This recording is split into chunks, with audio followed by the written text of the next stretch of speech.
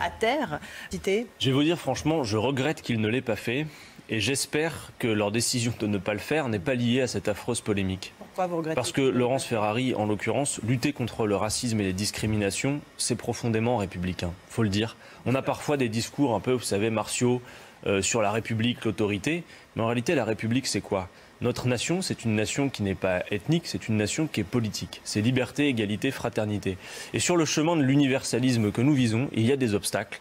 Et le premier d'entre eux, ce sont les discriminations, c'est le racisme. Et donc, ça aurait été un beau geste. Il est importé des États-Unis, et vous le savez aussi bien que moi. Il est importé des États-Unis, il a d'abord été fait par des sportifs américains, footballeurs américains. Est-ce qu'on est obligé de copier l'Amérique et d'importer ce qui a été évidemment fait contre les policiers américains qui s'en prenaient aux Noirs en France? Cette polémique est ridicule. En l'occurrence, c'est un geste symbolique qui signifie, et au-delà des frontières françaises, la lutte contre le racisme et les discriminations. Et je pense que c'est une absolue nécessité dans ce contexte où on voit la résurgence des discriminations, du racisme et la violence de l'extrême droite qui s'exprime. Vous ne faites pas le lien avec la violence de la police?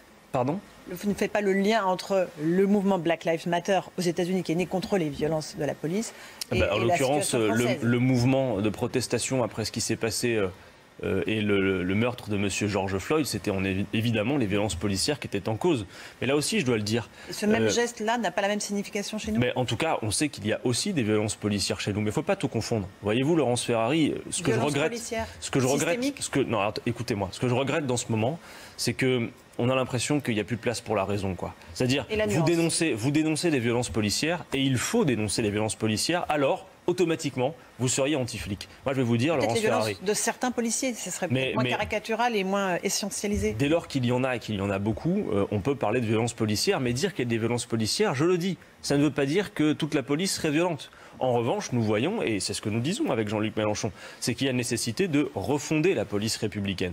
Quand on voit certains incidents qui, effectivement, ne font pas une généralité, mais par exemple ce qui s'est passé il y a quelques jours à la plaine Saint-Denis, où en pleine veillée funéraire, vous avez eu des tirs de LBD, vous avez une femme enceinte qui a dû être hospitalisée, des gens qui ont été blessés. Bon, ce qu'il faut dire, oui, lors d'une veillée funéraire à la plaine Saint-Denis. Effectivement, avec des véhicules qui bloquaient la circulation, les policiers ont juste tenté de faire respecter la loi, oui, mais alors, ils ont le mais quand on cherche à faire respecter la loi, vous le savez, Laurence Ferrari, il y a une question de proportionnalité. Et si vous voyez les images de ce qui s'est passé, c'est disproportionné.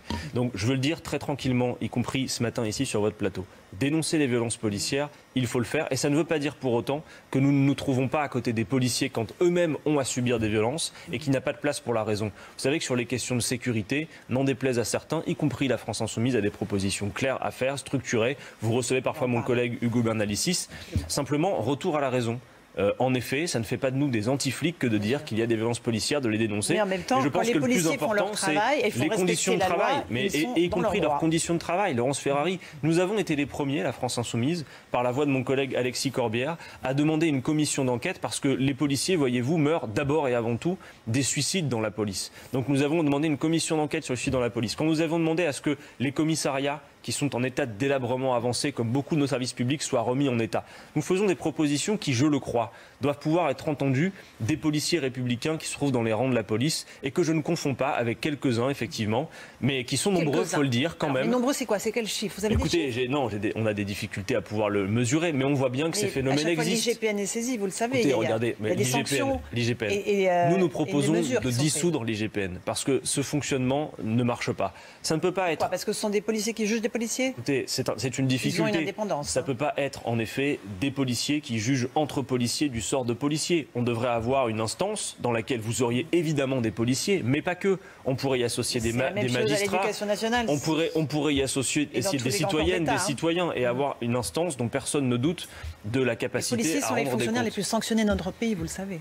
Il faut voir quel type de sanctions, encore une fois. L'IGPN, en l'occurrence, quand vous donnez une affaire à l'IGPN, c'est la meilleure manière d'étouffer l'affaire, en réalité. Il nous faut une instance qui soit, en quelque sorte, Laurence Ferrari, démocratique. Et je le redis, dans laquelle vous auriez des policiers... mène ses investigations, mène ses enquêtes et sanctionne, monsieur. Et avec quels résultats? Regardez les résultats dans le détail et vous verrez qu'en réalité, l'IGPN, souvent, met de côté les affaires. On n'a pas souvent de nouvelles de ce qui se passe. Moi, je suis plutôt pour qu'on ait une instance. Je suis pour qu'on ait une instance dans laquelle il y a de la démocratie, c'est-à-dire des policiers, des magistrats et des citoyens, mais surtout, et je crois que c'est le message le plus important... Qui jugeraient les policiers? qui contribuerait effectivement à prendre la décision. Oui, tout à fait. Mais le plus important, et notamment pour les conditions de travail des policiers, ce que nous proposons, c'est une refondation de fond en comble de la police républicaine, avec des moyens supplémentaires, des 10 000 policiers, c'est ça ? Des effectifs en effet qui seraient renforcés, un retour à une police de proximité qui a été avortée et qui serait utile dans les quartiers, et puis des moyens supplémentaires pour les enquêtes et le renseignement.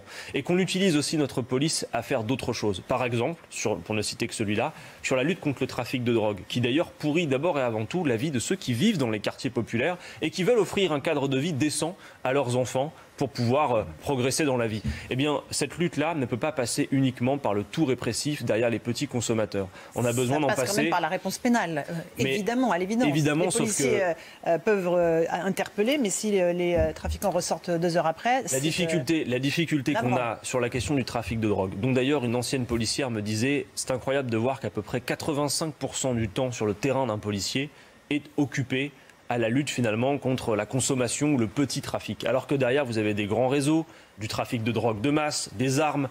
Donc ce qu'il nous faut, c'est un changement de doctrine. Et peut-être qu'on peut se dire que le tout répressif, notamment en matière de cannabis, ne fonctionne pas. Nous sommes le pays qui a la législation... Vous êtes pour la légalisation ? Alors, ne pas confondre deux choses. Ou la dépénalisation ? Alors, justement, la légalisation serait bien plus efficace. Parce que dépénaliser, ça veut dire quoi ? Ça veut dire on laisse le trafic courir, simplement on dépénalise. Je ne suis pas d'accord. Moi, je pense que le but, c'est de tarir le trafic. Et j'observe que le tout répressif ne tarit pas le trafic, que le trafic n'a fait qu'augmenter, alors que nous avons la législation qui est sans doute la plus répressive. Donc légalisation, avec des officines d'État qui vendraient du cannabis. Mais je veux bien me faire entendre. C'est que quand on parle de légalisation, soyons clairs, il ne s'agit pas de faire la promotion de la fumette. Le cannabis, c'est dangereux. Simplement dire une chose, le tout répressif ne fonctionne pas. Nous avons la législation la plus répressive et nous sommes pourtant le pays le plus consommateur d'Europe. Donc légaliser permettrait quoi ? 1, tarir le trafic. 2, permettre de vraies politiques de santé publique, parce que c'est un produit dangereux, et donc il vaut mieux le contrôler, l'encadrer, maîtriser les produits et les substances, plutôt que d'avoir ce trafic sur lequel on est inefficace. Allons au bout du raisonnement. Donc des officines d'État qui vendraient du cannabis et des trafiquants qui paieraient leurs impôts sur ce trafic ? Mais il ne s'agirait plus d'un trafic, puisque par définition, il y aurait des sur officines... Sur leur activité, alors ? Mais oui, mais alors il faut voir comment ça se passerait. Vous voyez la France comme ça, vous ? Mais en tout cas, ce que je crois, c'est que je veux que le trafic de drogue cesse. Et j'observe sans doute comme vous que le tout répressif et les coups de menton ne fonctionnent pas. Et que notre police républicaine a mieux à faire que de courir derrière les boulettes de shit, Laurence Ferrari. Voilà. Un mot du chômage. La pandémie laissait craindre près d'1 million de chômeurs en plus en cette fin de trimestre. Ce n'est pas le cas, notamment grâce aux aides massives déployées par l'État sur le chômage partiel. Est-ce que c'est un chiffre d'abord qui vous satisfait, le fait qu'on n'ait pas atteint ce million de chômeurs en plus ? Et qu'est-ce que vous proposez, encore une fois, sur ce volet du chômage ? Alors, je crois que là, en fait, on touche à l'essentiel. La question sociale est la question centrale. Et je regrette que trop souvent, elles disparaissent des radars médiatiques. Alors, merci de me poser la question. Vous dites le chômage a été limité. En effet, on peut dire que les aides qui ont été versées, notamment sur le chômage partiel, étaient absolument nécessaires. Pour autant, pardon de ne pas nous réjouir trop fort, parce que nous avons atteint en janvier 2021 un record du nombre d'inscrits à Pôle emploi, avec 7 millions d'inscrits à Pôle emploi. On nous parle souvent, et c'est une réalité, des emplois non pourvus. Mais on nous parle de quelques 300 000 emplois non pourvus, face à 7 millions d'inscrits à Pôle emploi. Par conséquent, première chose, la politique qui vise, notamment par la réforme de l'assurance chômage, à en quelque sorte faire des chômeurs les responsables de leur chômage, n'a aucune valeur. Parce que Laurence Ferrari, même si vous mettez un chômeur dans une case vide, il vous reste de toute façon une masse considérable de chômage. Alors, ce qu'il faut faire, c'est plusieurs choses. D'abord, nous pensons que nous ne renonçons pas au plein emploi. Nous pensons que le plein emploi, avec Jean-Luc Mélenchon, est un horizon qui est toujours atteignable. Ça passe par plusieurs solutions que nous proposons parce qu'il faut faire campagne sur le programme. Nous avons sorti cette revue qui est notre 3e revue programmatique sur les questions sociales et notamment la question de l'emploi est au cœur. Ça passe par plusieurs piliers. D'abord dire il faut partager le temps de travail. C'est-à-dire si la productivité a augmenté, en effet, si la productivité a augmenté et que la richesse est très mal répartie dans ce pays, notamment vous avez vu que les actionnaires du CAC 40 envisagent encore des records de dividendes, on parle de 51 milliards en 2021, alors qu'en effet on a ces destructions d'emplois qui sont importantes. Donc première chose, partager le temps de travail, c'est aussi partager finalement la richesse qui est produite. Nous proposons en effet d'abord d'appliquer réellement les 35 heures dans ce pays et pourquoi pas d'expérimenter les 32 heures et la semaine de 4 jours. Et vous savez, 7 Français sur 10 sont pour cette mesure. Ensuite, on peut imaginer aussi la retraite à 60 ans, à l'heure où M. Macron nous propose déjà le retour de la réforme des retraites. Et puis, Laurence Ferrari, on a eu un mouvement qui était dans l'histoire, un mouvement de conquête, notamment en termes de congés payés. Depuis combien de temps les Français n'ont-ils pas eu une semaine de congés payés supplémentaires? Eh bien, tout ça contribuerait aussi au partage du temps de travail. Ensuite, vous offririez une semaine de congés payés en plus? Nous sommes pour une 6e semaine de congés payés, oui, en effet.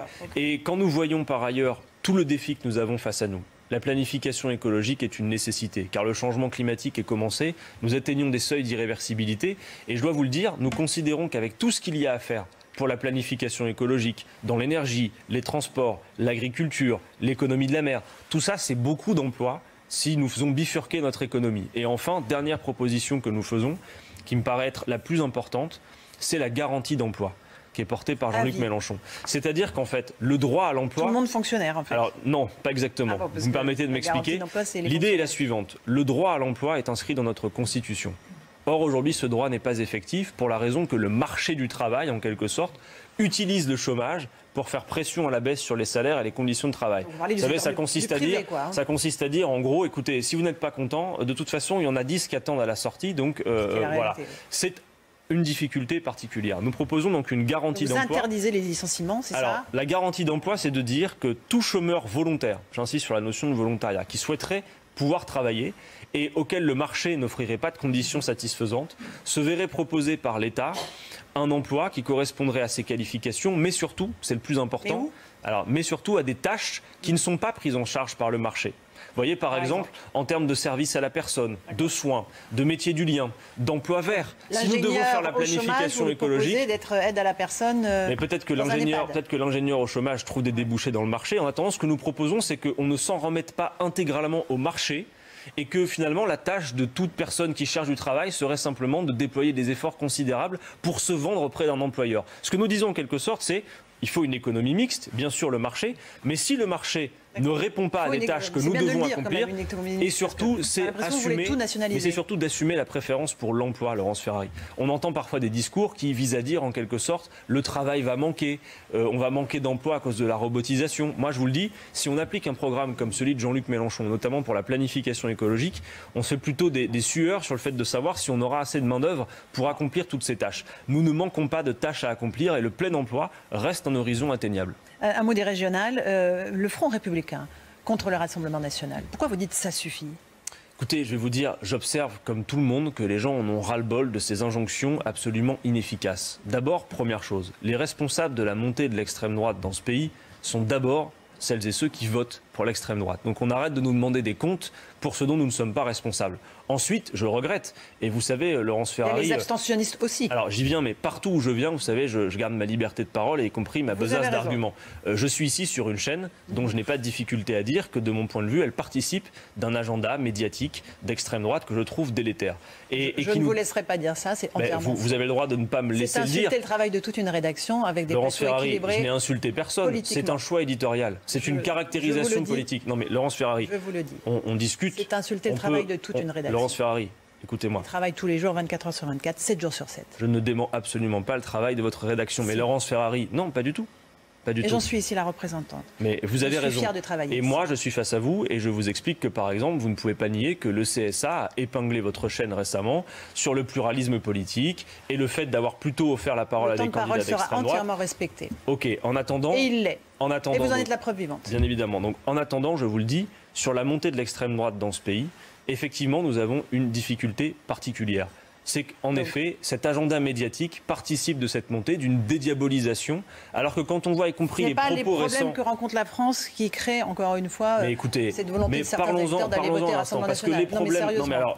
Parlons-en. Les problèmes que rencontre la France, qui peut croire, et moi je m'adresse potentiellement aussi aux électeurs de Madame Le Pen, d'accord, sur votre chaîne ce matin. Qui peut croire que Madame Le Pen va être la candidate qui va améliorer vos conditions de vie, va être celle qui va favoriser votre accès à l'emploi, va être celle, Madame Le Pen, qui va partager les richesses dans ce pays? Moi, je vais vous le dire, Laurence Ferrari. Celles et ceux qui pensent que voter Le Pen, comme on l'entend parfois, vous savez, on a essayé la gauche, on a essayé la droite. Maintenant, entre guillemets, on va leur mettre un bon coup de pied aux fesses. Et ce coup de pied aux fesses, pour une raison qui m'échappe complètement, ça serait Madame Le Pen. C'est un tort que de le croire. Madame Le Pen est la candidate que le système serait tout à fait prêt à adouber, pour la raison que si elle gouverne, comme c'est le cas de ses amis partout en Europe, eh bien les affaires continuent. Ça n'est pas la candidate qui va partager les richesses. Il serait temps de dire maintenant que ceux qui ont fermé les usines, ceux qui ont aggravé les conditions de vie de la plupart des Français, c'est pas les immigrés, c'est notamment les patrons du CAC 40 et le milieu de la finance.